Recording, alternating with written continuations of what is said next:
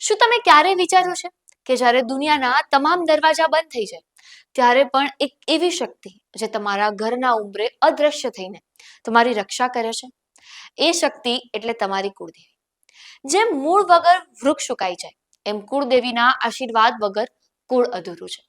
આજે વાત કરવી છે એ પરમ તત્વની જે આપણા અસ્તિત્વનો આધાર છે. અને સરળ ભાષામાં કહીએ તો કુળદેવી એટલે તમારા વડવાઓ અને પૂર્વજોએ સદીઓથી પૂજેલી સાક્ષાત માં, જેમના આશીર્વાદથી તમારા પરિવારનો વંશવેલો આગળ વધ્યો અને તમને સંતાન સુખ પ્રાપ્ત થયું. એ દિવ્ય ઉર્જા એટલે તમારી કુળદેવીમાં. આપણી સંસ્કૃતિમાં કુળદેવીનું સ્થાન સર્વોચ્ચ છે. તેઓ તમારા ઘરના રાજા ગણાય અને શાસ્ત્રો કહે છે કે જો કુળદેવીની રજા ન હોય ને તો મોટામાં મોટું શુભ કાર્ય પણ અધૂરું રહી જાય.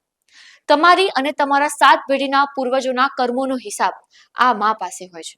અને જો માં રાજી હોય ને તો સાહેબ ઘરમાં ક્યારેય કંકાસ નથી થતો અને ધંધામાં લક્ષ્મીનો વાસ અને લીલા લહેર હોય છે.